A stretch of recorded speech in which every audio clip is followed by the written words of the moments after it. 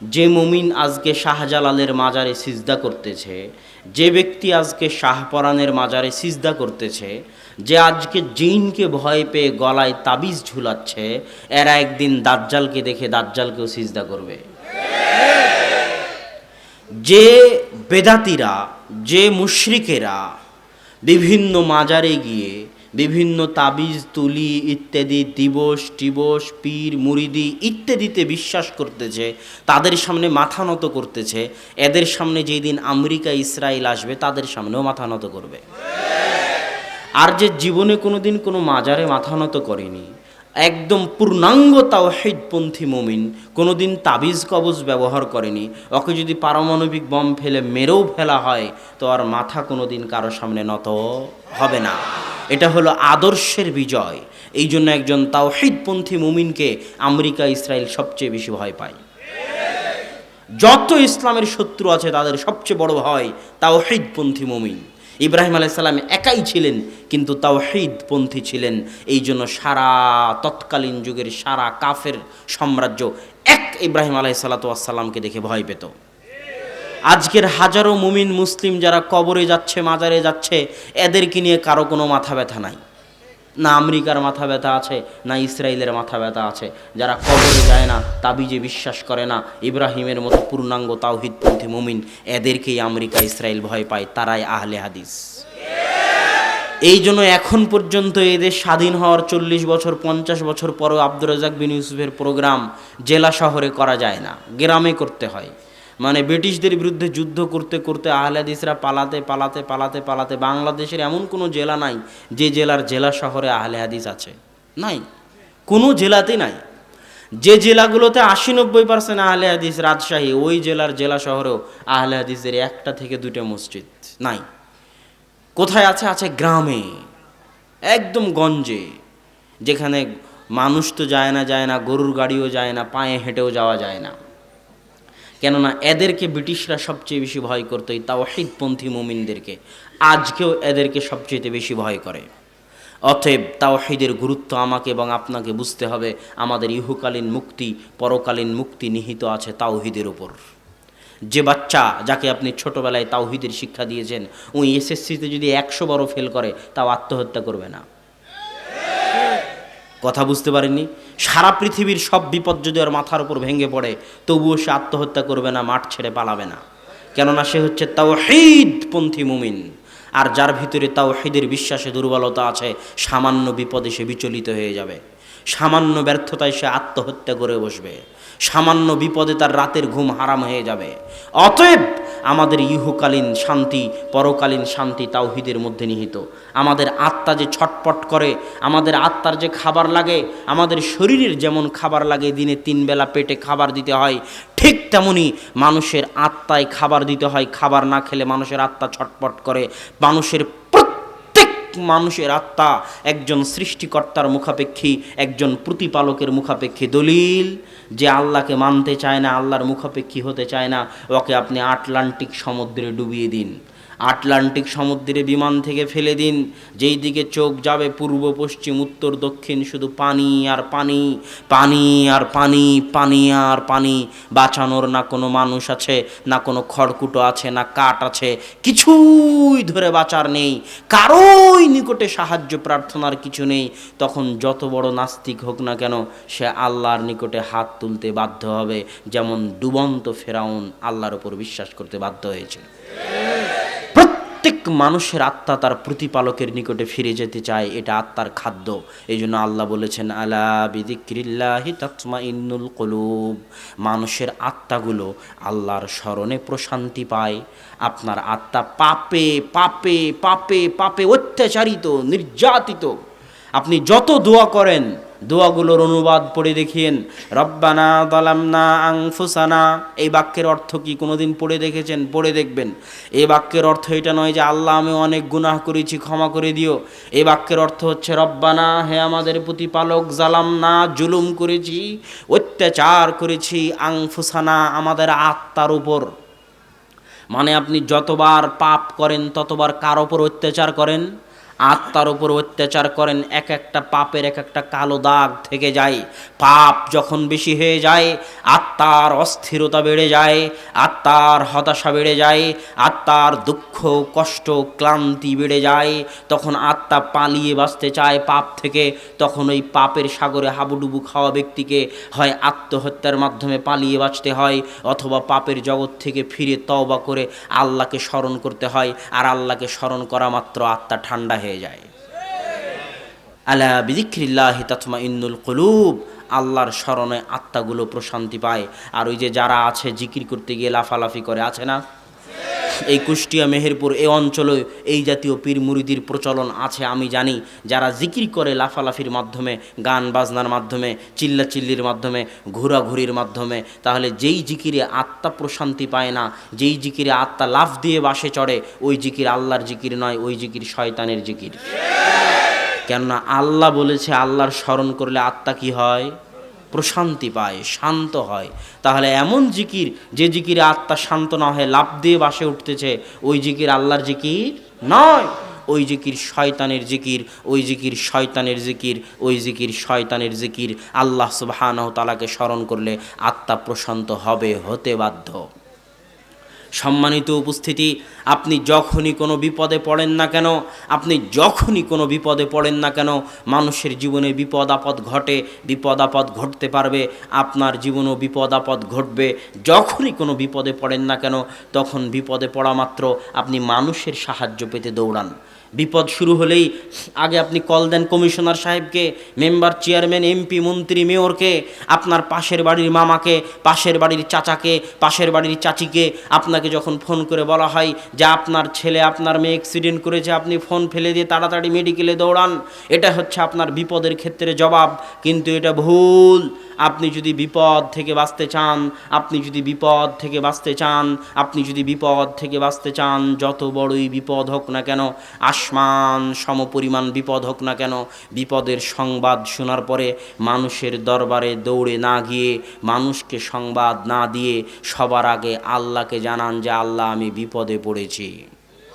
2 রাকাত সালাত আদায়ের মাধ্যমে সবার আগে আল্লাহর সাথে যোগাযোগ তৈরি করুন, আল্লাহর সাথে কানেকশন তৈরি করুন, আল্লাহর সাথে লিঙ্ক তৈরি করুন। পৃথিবীতে যত পীর মুরিদির ব্যবসা আছে, যত শিরক বেদাতের ব্যবসা আছে, সব শিরক বেদাতের ব্যবসা এই একটা জিনিসের উপর ভিত্তি করে দাঁড়িয়ে আছে, সেটা হচ্ছে আপনি অনেক পাপী, আপনি আল্লাহর কাছে একাই চাইতে পারবেন না।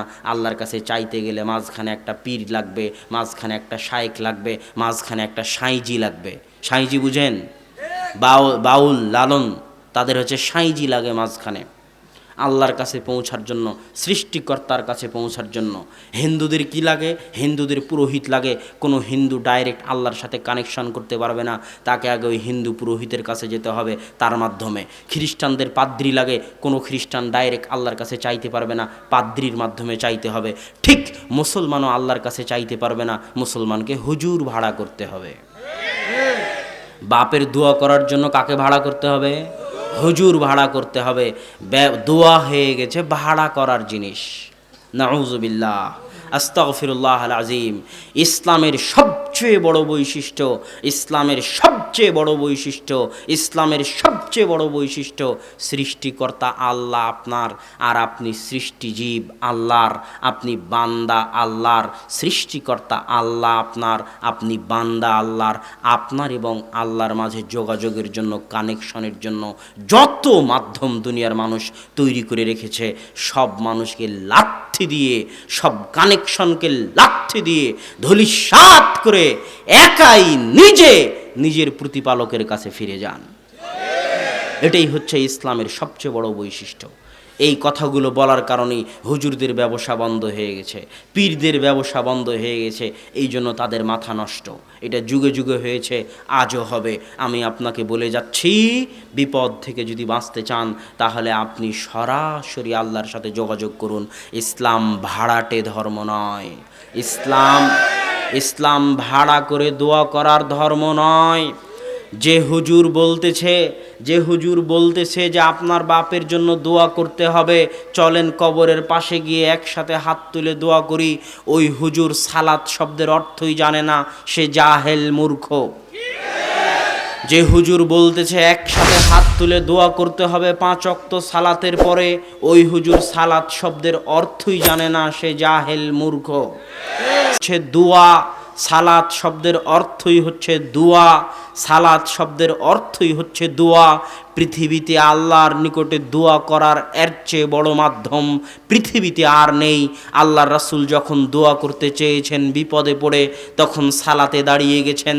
সারা আলাইহা সালাতু ওয়াস সালাম যখন দোয়া করতে চেয়েছেন বিপদে পড়ে, তখন সালাতে দাঁড়িয়ে গেছেন। সালাত হচ্ছে আল্লাহর নিকটে দোয়া করার সবচেয়ে বড় মাধ্যম।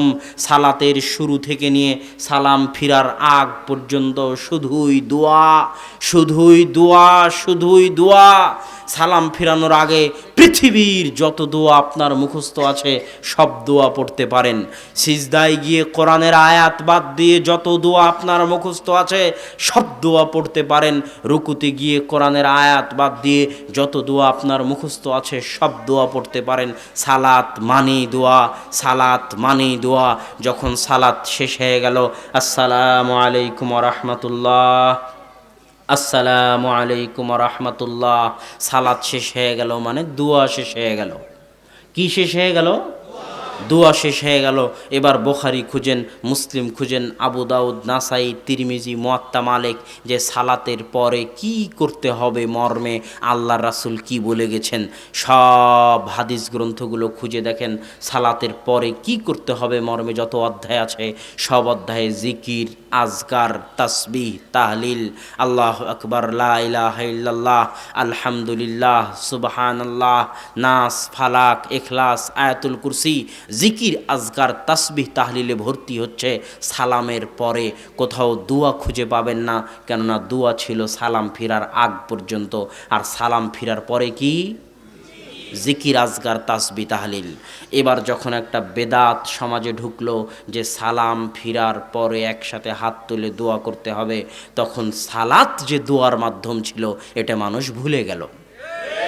মানুষ এখন সালাত শেষে যদি দোয়া না করা হয় বলে হুজুর দোয়া করলো না। আরে জাহেল, দোয়া তো শেষ হয়ে গেল। আরে মূর্খ, দোয়া তো শেষ হয়ে গেল। শরীয়ত বুঝার জ্ঞান না থাকলে আবার শরীয়ত পড়ো, কিন্তু শরীয়তের সাথে বেয়াদবি করিও না। সালাত শেষ হয়ে গেল মানে দোয়া শেষ হয়ে গেল। যখন সালামের পরে দোয়া ঢুকানো হয়েছে তখন সালাত যে দোয়ার মাধ্যম মানুষ এটা ভুলে গেছে। আর সালামের পরে যে জিকির, আজকার, তাসবিহ, তাহলিল করতে হবে, এই জিকির আজকারের সুন্নাত সমাজ থেকে উঠে গেছে। সম্মানিত উপস্থিতি, আমি যে আপনাকে এখানে বেদাতের কথা বলছিলাম, বেদাত কাকে বলে আপনি কি জানেন? বেদাত কাকে বলে আপনি কি বুঝেন? শিরক কাকে বলে আপনি কি বুঝেন? শিরক এবং তাওহীদের একটা ইঙ্গিত বক্তব্যের শুরুতে দিয়েছি, তাও আপনাকে দুটো জিনিস বলে যাই। আপনি যখন মুসলমান হয়েছিলেন তখন বলেছিলেন আশহাদু আল্লা ইলাহা ইল্লাল্লাহ ওয়া আশহাদু আন্না মুহাম্মাদান আবদুহু ওয়া রাসূলুহু। আমি সাক্ষ্য দিচ্ছি আল্লাহ ব্যতীত কোনো মাবুদ নেই, আর আমি সাক্ষ্য দিচ্ছি মুহাম্মদ আল্লাহর বান্দা ও তার রাসূল। এই যে আপনি কালেমা পড়লেন, কালেমায়ে শাহাদা, তার দুটো অংশ আছে। একটা হচ্ছে এই মর্মে সাক্ষ্য দেওয়া যে আল্লাহ ব্যতীত কোনো মাবুদ নেই। যখন আপনি শিরক করবেন তখন কালেমার এই অংশটা কেটে যাবে। কথা মনে হয় বুঝাতে পারিনি। যখন আপনি শিরক করবেন তখন আশহাদু আল্লা ইলাহা ইল্লাল্লাহ, কালেমার এই অংশটা কি হয়ে যাবে? বাতিল হয়ে যাবে। এবার যখন আপনি বেদাত করবেন তখন আশহাদু আন্না মুহাম্মাদান আবদুহু ওয়া রাসূলুহু, মুহাম্মদ আল্লাহর বান্দা ও তার রাসূল, এই অংশটা কেটে যাবে।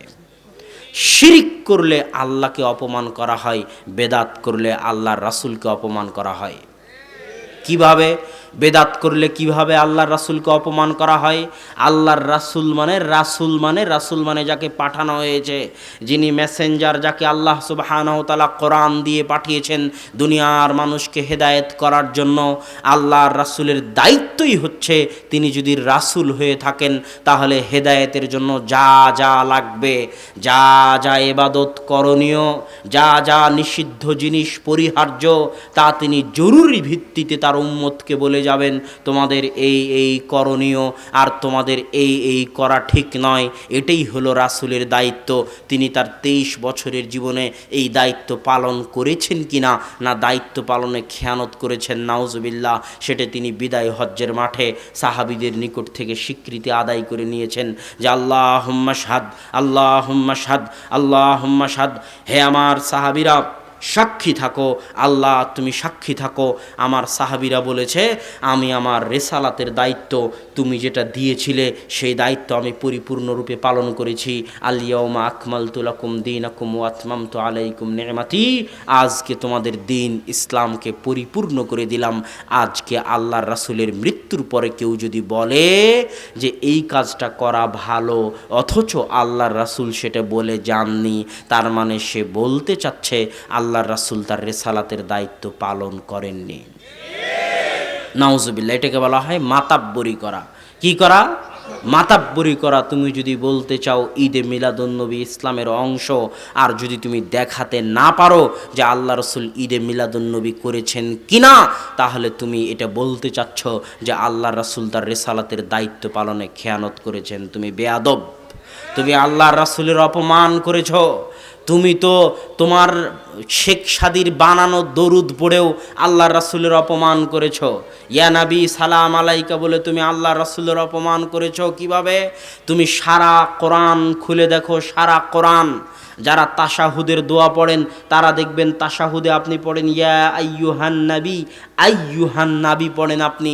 সারা কোরআন খুলে দেখেন আল্লাহ তার নবীকে যত জায়গায় ডেকেছে তত জায়গায় আল্লাহ বলেছে আইয়ুহান নবী, ইয়া আইয়ুহান নবী কুল লিআজওয়াজিক, হে মহামান্য নবী, হে সম্মানিত নবী, হে মাননীয় নবী। আল্লাহ আমাদের নবী মুহাম্মদ সাল্লাল্লাহু আলাইহি ওয়াসাল্লামের সাথে দুইটা আদব রক্ষা করেছেন।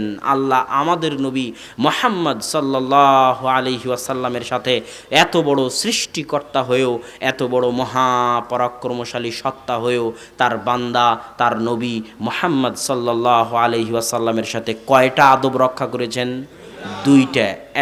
এক, কোরআন খুলে দেখেন সব নবীকে আল্লাহ নাম ধরে ডাকছে, ইয়া জাকারিয়া, ইয়া ইব্রাহিম, সব নবীকে আল্লাহ কি ধরে ডেকেছে? নাম ধরে।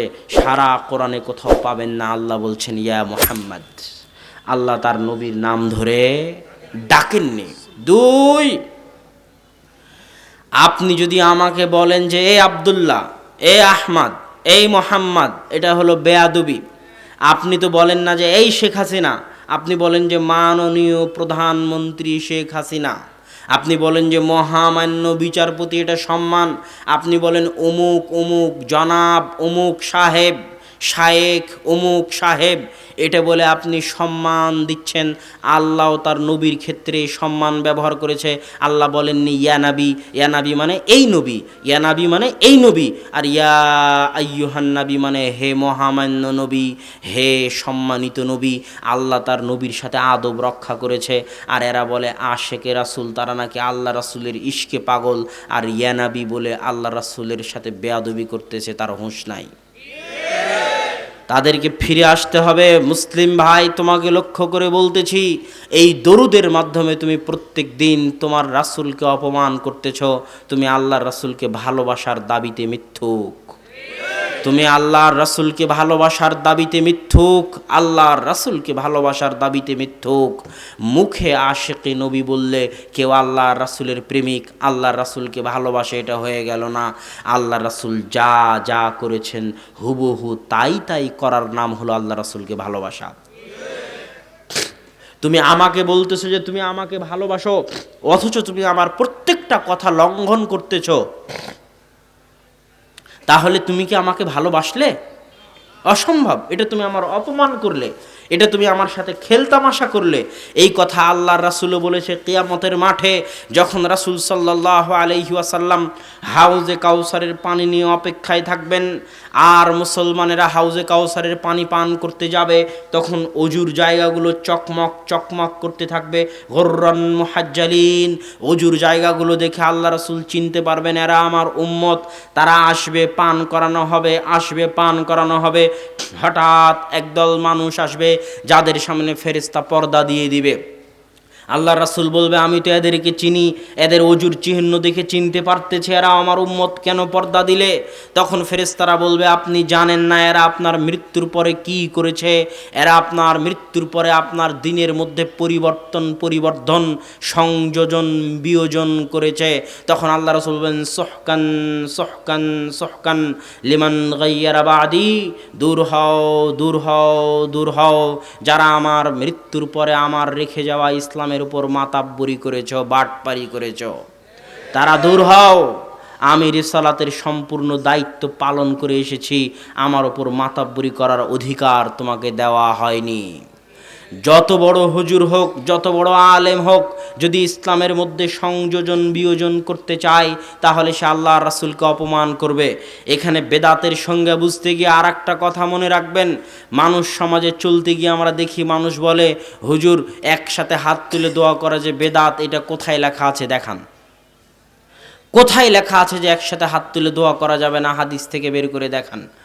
আপনি যদি বলেন প্রত্যেক নতুন জিনিস বেদাত, তো আপনি যে মাইকে কথা বলতেছেন এটাও বেদাত, আপনি যে লাইট ব্যবহার করতেছেন এটাও বেদাত, আপনি যে মোবাইল ব্যবহার করতেছেন এটাও বেদাত। বলে না বলে না? বলে। তার জ্ঞানের অভাব আছে এই জন্য বলে। সেটা কি? ইসলাম দুই ভাগে বিভক্ত। এক, মানুষের এবাদতগত জীবন, সালাত, সিয়াম, হজ, জাকাত, তাসবিহ, তাহলিল, জিকির, আজগার, এগুলো হচ্ছে মানুষের এবাদত। কথা বুঝতে পারতেছেন? আর একটা হচ্ছে মানুষের দুনিয়াবি জীবন, ব্যবসা বাণিজ্য, ব্যাংক ব্যালেন্স, টাকা পয়সা, ক্রয় বিক্রয়, মারামারি ঝগড়াঝাটি, কোর্ট কাচারি, বিচার সালিশ, বিবাহ শাদী, সামাজিক রাষ্ট্রীয়, এগুলো হচ্ছে মানুষের দুনিয়াবি জীবন। কথা কি বুঝতে পারছেন? ইসলামে এই দুই নিয়মের জন্য দুই আলাদা আলাদা হুকুম। আপনি যদি আমাকে বলেন যে আব্দুল্লাহ ভাই একসাথে হাত তুলে দোয়া করা কি হালাল না হারাম, তাহলে প্রশ্নটা ভুল হবে। আপনাকে বলতে হবে একসাথে হাত তুলে দোয়া করা কি সুন্নাত না বেদাত। আপনি যদি আমাকে জিজ্ঞেস করেন আব্দুল্লাহ ভাই মদ সুন্নাত না বেদাত, মদ খাওয়া, তাহলে প্রশ্ন বহুল হবে। আপনাকে জিজ্ঞেস করতে হবে মদ খাওয়া হালাল না হারাম। তথা হালাল হারাম এই হুকুমটা সম্পৃক্ত মানুষের দুনিয়ার সাথে। কিসের সাথে? হালাল হারাম এই হুকুম সম্পৃক্ত মানুষের দুনিয়ার সাথে। আর সুন্নাত বেদাত এই হুকুম সম্পৃক্ত মানুষের এবাদতের সাথে। হালাল হারামের ক্ষেত্রে নিয়ম হচ্ছে, হালাল হারামের ক্ষেত্রে মূলনীতি হচ্ছে আল্লাহ এবং আল্লাহ রাসূল, আল্লাহ কোরআনে, আল্লাহ রাসূল সহিহ হাদিসে যা যা নিষেধ করে গেছেন, যা যা হারাম করে গেছেন, তা বাদ দিয়ে কিয়ামত পর্যন্ত যা যা আবিষ্কার হবে সবই হালাল। কথা যদি বুঝতে না পারেন আমি আরও স্পষ্ট করি। আল্লাহ রাসূল, আল্লাহ বলেছেন কোরআনে, হুররিমাত আলাইকুমুল মাইতাহ, তোমাদের উপর মৃত জিনিসের গোস্ত খাওয়া হারাম, ওয়াদ্দাম, তোমাদের উপর রক্ত খাওয়া হারাম, ওয়ালাহমুল খিনজির, তোমাদের উপর শুকুরের গোস্ত খাওয়া হারাম। এগুলো আল্লাহ কোরআনে বলেছে। আল্লাহ রাসূল বলতেছে প্রত্যেক যে প্রাণীর থাবা আছে ওই প্রাণীর গোস্ত খাওয়া হারাম। জি মিখলাবিন, প্রত্যেক যে প্রাণীর থাবা আছে, যেমন ঈগলের থাবা আছে, যার থাবা আছে তার গোস্ত খাওয়া হারাম। জি নাবিন, যার শিকারি দাঁত আছে, মানুষের যেমন দুই দিকে উঁচা শিকারি দাঁত, এরকম প্রত্যেক যে প্রাণীর শিকারি দাঁত আছে তার গোস্ত খাওয়া হারাম। আল্লাহ রাসূল বলতেছে, আল্লাহ রাসূল বলতেছেন যারা অপবিত্র জিনিস খায়, দাজ্জালা, যারা অপবিত্র জিনিস খায়, এমন এমন মুরগি যে মানুষের গু খেয়ে মানুষ হয়, ওই রকম মুরগির গোস্ত খাওয়া হারাম। আল্লাহ রাসূল বলে গেছে যারা অপবিত্র জিনিস খেয়ে যে শরীর বড় হয়েছে, গঠিত হয়েছে, ওই রকম প্রাণীর গোস্ত খাওয়া হারাম। যারা হিংস্র প্রাণী তাদের গোস্ত খাওয়া হারাম। এভাবে আল্লাহ রাসূল বলে গেলেন। আল্লাহ এবং আল্লাহ রাসূল যা যা নিষেধ করেছেন তা আমার সামনে এখন উপস্থিত। এখন এই কয়টা বাদে কিয়ামত পর্যন্ত যত খাবার আবিষ্কার হবে, আল্লাহ রাসূলের যুগে হায়দ্রাবাদি বিরিয়ানি ছিল? আল্লাহ রাসূলের যুগে বিফ বার্গার, চিকেন বার্গার ছিল? ছিল না। কথা মনে হয় আমি বুঝাতে পারিনি। তো আল্লাহ রাসূল যা যা হারাম করে গেছেন তা বাদে কিয়ামত পর্যন্ত যত খাবার আবিষ্কার হবে, যার মধ্যে শুকরের গোস্ত থাকবে না, যার মধ্যে মৃত জিনিস থাকবে না, রক্ত থাকবে না, যার মধ্যে হিংস্র প্রাণীর গোস্ত থাকবে না, থাবাওয়ালা প্রাণীর গোস্ত থাকবে না, শিকারি দাঁতওয়ালা প্রাণীর গোস্ত থাকবে না, অবৈধ জিনিস থেকে গঠিত প্রাণীর গোস্ত থাকবে না, এরকম যত খাবার পৃথিবীতে আসবে, যত খাবার এলাকা ভেদে সব খাবার কি হবে? হালাল। কথা কি এবার বুঝতে পারছেন?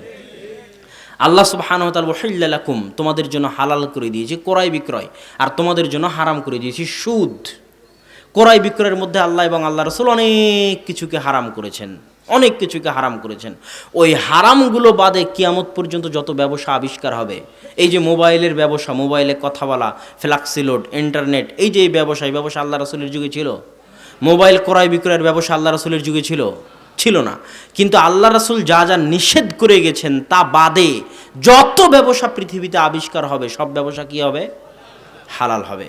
আর যা নিষেধ করে গেছেন তা ঢুকতে থাকবে। কিছু উসুল, কিছু মূলনীতি আছে যা সব জায়গায় প্রযোজ্য, সব জায়গায় ঢুকবে। প্রত্যেক যে জিনিস মানুষের মাথায় মাদকতা আনে তা খাওয়া হারাম, তার অল্প খাওয়া হারাম। কিয়ামত পর্যন্ত যা যা মানুষের মধ্যে মাদকতা আনবে তা হারাম, আর যা যা মাদকতা আনবে না তা যত নতুনই হোক না কেন সেটা কি? হালাল। এবার আসি ইবাদতের ক্ষেত্রে সুন্নাত বেদাত। ইবাদতের ক্ষেত্রে তার পূর্ণ উল্টা। ইবাদতের ক্ষেত্রে আল্লাহ এবং আল্লাহ রাসূল কোরআন এবং সহিহ হাদিসে যা বলে গেছেন তার বাইরে একটা চুলও যদি কেউ বাড়াতে চায়, 32 হাত পাগড়িওয়ালা হোক, আব্দুল কাদের জিলানী হোক, বিশাল বড় ইমাম হোক, সারা পৃথিবীর সব ইমাম, সব শায়েখ, সব মৌলবি একত্রিত হয়ে যদি বলে যে জুমার সালাত 2 রাকাত নয় 3 রাকাত করতে হবে, কেননা সালাত পড়া ভালো কাজ। জুমার সালাত 2 রাকাত নয় 4 রাকাত করতে হবে, কেননা সালাত পড়া ভালো কাজ। সারা পৃথিবীর সব ইমাম, সব মৌলবি, সব হুজুর একত্রিত হয়ে যদি বলে, তবুও সেটা বেদাত হবে। আল্লাহ এবং আল্লাহ রাসূল যা করে গেছেন তার থেকে সরিষার দানা চুল সমপরিমাণ কেউ যদি বাড়াতে চায় তাহলে সে বেদাত করবে।